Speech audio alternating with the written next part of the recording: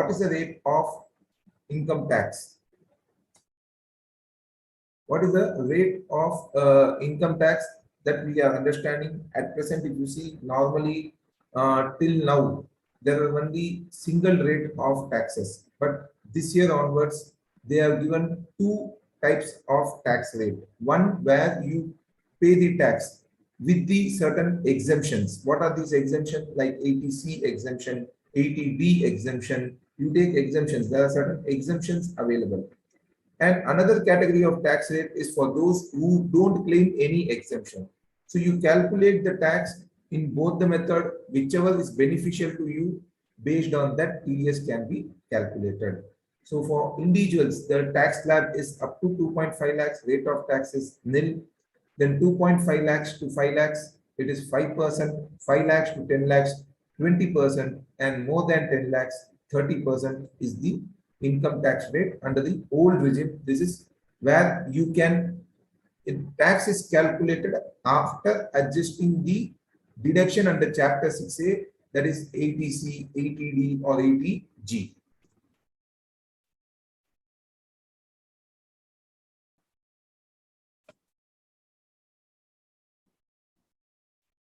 Then for senior citizens, there is some additional benefit given where the slab rate is up to 3 lakh, and for super senior citizen, the slab rate is up to 5 lakh.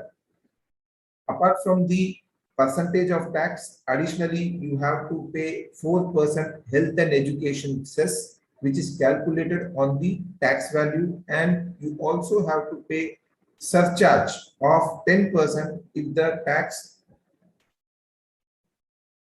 total taxable income is between 5 crores to 1 crores, and surcharge of 15% of income tax if total income exceeds 1 crore. Tax rebate will be available up to 12,500 if total income is below 5 lakhs, means in case the salary is less than 5 lakhs for the whole year. Normally, we have seen that the rate of tax is up to 2.5 lakhs, nil, 2.5 lakhs to 5 lakhs, 5%.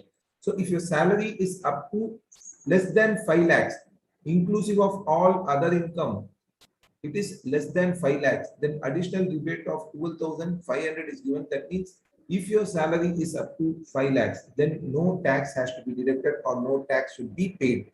Even if it is 1 rupee more than 5 lakhs, your total taxable income is 1 rupee more than 5 lakhs, say it is 5 lakh 100, then tax you have to pay will be 12,500 plus on 100, 20%, that is 12,520 rupees tax should be paid. So you have to be careful wherever the salary is in the border 5 lakh, 5 lakh 10,000, 5 lakh 15,000. You are paying higher tax if it is in the border. Under the new regime, if you don't claim any exemption, that is whatever your income tax is, you don't claim any exemption, no 80C, no 80D, no 80G, then what they have given is they have given some subsidized tax rate. One is up to 2.5 lakhs, tax is nil, 2.5 lakhs to 3 lakhs. 2.5 lakhs to 3 lakhs and 5 lakhs, that is the tax rate is 5%. And tax rebate under section 87A is available. Now, certain times what happens is previous year arrears are there. For that calculation, there is some rebate available. Then that rebate is available. 5 lakhs to 7.5 lakhs, 10%. 7.5 lakhs to 10 lakhs, 15%. 10 lakhs to 12.5 lakhs, 20%. 12.5 lakhs to 15 lakhs, 25%. And 15 lakhs and above, the tax rate is 30%. So from 2.5 to 15 lakhs, some 2.5 lakhs, they have given 5% incremental tax rate. And same way, surcharge is applicable, education cess is applicable, all those things are applicable.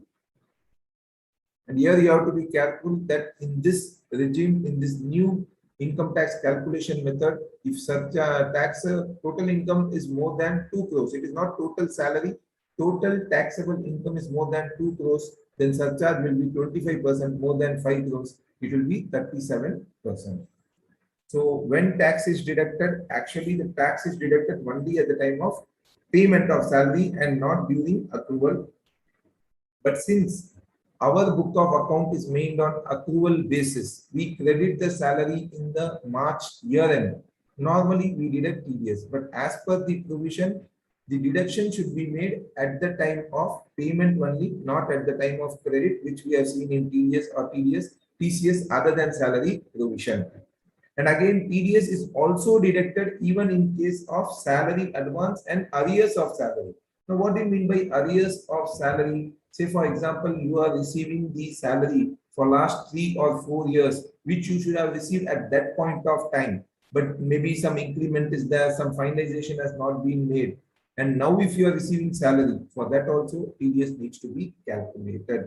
Here, certain small relief is available where if you calculate the tax payable, including this arrear at that point of time, and now if you are paying little higher tax, then that relief is available.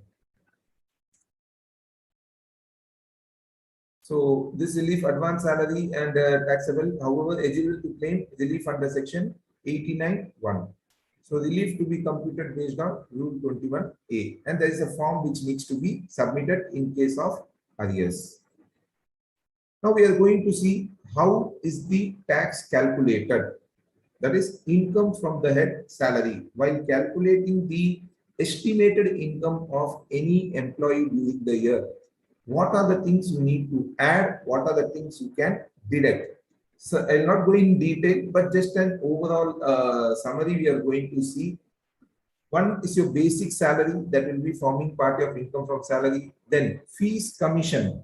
See, sometimes what happens is the employer is paying the employee commission or incentive or fees by whatever name called. Many of them get confused that whenever an employee is getting any professional fees or any commission, then TDS under salary should not be deducted, then TDS under professional fees or contract should be deducted, which is wrong. Any amount paid to salary